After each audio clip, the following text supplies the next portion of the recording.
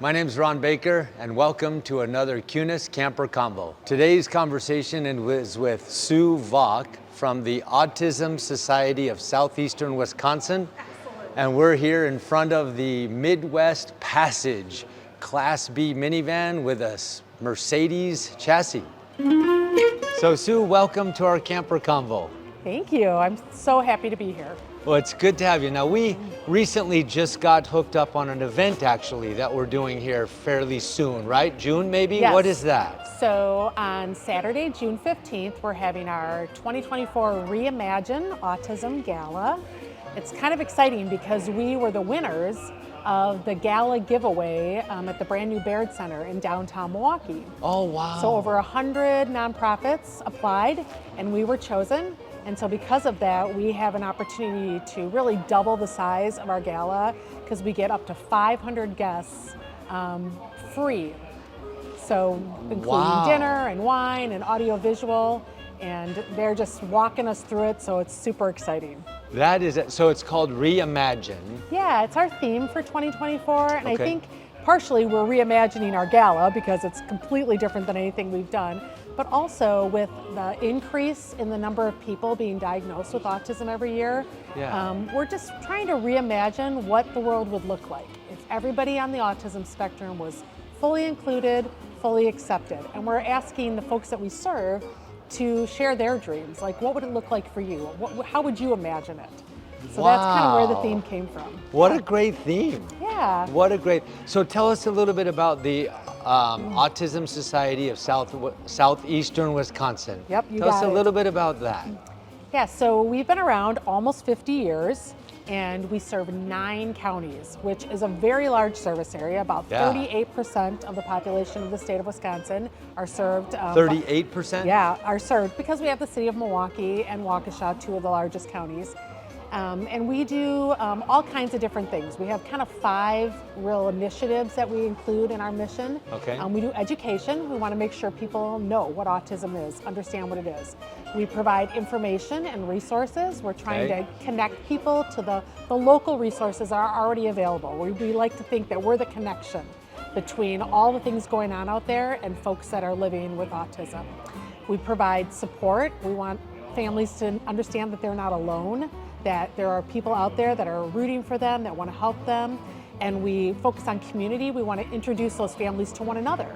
Because a lot of times, you know, one family that's living with autism has exactly the answer that another family needs for what they're going through. And then finally, advocacy. We want to be the champions for our families with their schools, with their workplaces, and just with the community at large. So that's all of our services are around those 5 core values. And so you stay in those core values for most everything that you do. Yeah, and we do a lot of programs, like we have support groups for parents, support groups for adults with autism. There's a huge, population now of adults on the spectrum, people that maybe were diagnosed as children, but a lot of people who weren't. Because for a long time, autism wasn't seen as a spectrum. It was seen as a very narrow definition. But now that the CDC has kind of opened that up, it helps people that maybe think, gosh, I feel a little bit different. I feel like my brain doesn't work the same as other people. And they're being able to understand that, you're living with an autism spectrum disorder and you see the world differently. And so talking to one another in a support group is so helpful.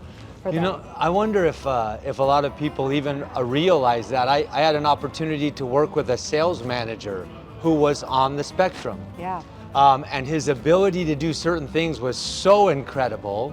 And then other things was just a little different. And so, but he was open with it and would help me understand himself. And what an eye opener. Yeah, that's great. That's really the goal, is to have people understand what's unique about them and then feel comfortable sharing it with others because people want to hear it. They want to learn. They want to accept everybody, all the neurodiversity that we have in the world. And that's part of what our goal is to make that the norm, that people talk about it and just live their lives fully empowered. Now, do you have a facility that people go to? Is it a location or is it in the community? Maybe it's both? It's kind of both. Okay. So we do have offices in Wauwatosa on 124th and Capitol. Okay. And we have a large multi-purpose space there. So we do some programs there We hold a lot of our support groups there. We hold some children's programming there. And that's where our offices are, but we're also in the community. We try to connect and partner with organizations in the community like First Stage in Milwaukee, Green Meadows Farm right out here in East Troy, Ebel Ice Arena. So we try to partner and help our families to make connections where people are going to offer programs that are sensory friendly, that are understanding of especially children who might, live a little bit differently, think a little bit differently. So we're both in Wauwatosa and in our communities. Wow. Now, do you see in general, society is becoming more aware, more supportive, more adaptive? Is it still a struggle with society and integration? I raised a child on the autism spectrum, and she's 29 now. Okay. And so I have definitely seen things change and open up. At the time that we thought that she had an autism spectrum disorder, a lot of the doctors and the schools didn't think so because she had a lot of great qualities. She had a lot of things came easy to her. It was just, like you said, a few things that were a struggle. Yeah. And so by the time we got a diagnosis for her at 17, we were our eyes were opened to all the options and all the resources out there. And I've just seen kids that are now being diagnosed at an earlier age. They're receiving all those supports at a time when it's really going to make a difference. Communication supports and emotional supports and social supports, things that my daughter didn't have until she was almost an adult. Okay. And so yes, I would say that, except at the same time, you still have a lot of people that have a very narrow view of what having autism means. And so there's still a lot of work to be done, for sure. So now, how does somebody get involved, right? Can people get involved that don't have autistic family or children if they wanted to? How does that work? Absolutely. So like any nonprofit, we're always looking for partners and supporters. Okay. So obviously people can, donate financially. That really helps us a lot. But also we do have opportunities for volunteers. For example, this summer we are sponsoring a bike camp. That's taking place in Franklin, and it is a national organization that comes in, and over a week's time they teach kids on the autism spectrum how to ride a bike. Now you can imagine that takes a lot of volunteers. So yes. we're going to probably use over 100 volunteers because every kid's going to have 1 or 2 people running alongside them. So you have to be somewhat able to be active to do that. Yeah. But then our other programs that we do something called Superstar Saturdays, which is like an art camp for children. Okay. And in that situation, we just need people there. We need people to, maybe help a child to do an art project, or, maybe someone's having, a struggle emotionally or sensory, someone to just make sure they're safe while they, kind of take their time out to get their senses back regulated again. So there's definitely lots of opportunities, and if you have experience with someone on the spectrum, sure, you'll be a great volunteer, but we will train you, we will help you, and there's always administrative stuff to do. If you come and volunteer at the gala, you might just be, running the silent auction or, selling raffle tickets, and anyone can do that. So let's go back to the gala. We kind of started there. Sure. Let's go back to the gala. So now, at the gala, is it open to the public? Do you buy seats in advance? Tell us a little bit more about this specific gala. Sure. So I'm selling tickets right now. Okay. And looking for sponsors. So if your organization or you want to buy an entire table, then you can do a sponsorship. Table starts at $2,300, and that's a bronze sponsorship for 8 seats. And if you're an organization especially, it gets you all kinds of benefits where we, recognize you in our social media and on our website. If you want to buy an individual ticket, that's about $250. We have a little bit of discount if you come with a friend, so you might want to check that out. But yeah, it's open to anyone. Like I said, we have up to 500 seats for free, but the room holds 1,000 people. So if we hit our 500 mark, we'll still sell you a ticket. Okay. So for sponsors, we're hoping to hear from you by May 10th, because that's when we can make sure that you get the full, benefits of recognition. But we're letting people, register or buy a ticket all the way up until Memorial Day weekend. Wow. Okay. And it's in June, June 15th on a Saturday. Okay. And it's at the Baird Center in downtown Milwaukee. It used to be the Wisconsin Center, but it's been completely remodeled, and we are actually— It's beautiful. It's beautiful. We're on the 3rd floor, And so they're calling it the rooftop ballroom, which it is the top floor. Yeah. And then they have this giant outdoor terrace that's the Baird Skyview Terrace that really looks over the city of Milwaukee. I mean, it's safe. There's, nice, barriers up so no one's going to fall off the side, but it is absolutely beautiful. And we're only, I think, like the 4th or 5th event happening there. So you would really be there like at the beginning before everyone says, oh yeah, I've been to the Baird Center. Yeah. Come to our event and you'll be one of the first. We just took a tour there for an event, and Oh, boy, nice. it's beautiful. It's That's absolutely awesome. gorgeous. So now, at the gala, some of the things that are going to happen there. You mentioned silent auction. What else can a person expect at the gala? So we're doing the silent auction, and we're doing a live auction, which I think Kunes is going to participate in. I think so. And then we'll have a cocktail hour. There'll be opportunity to, sip a drink out on that beautiful terrace.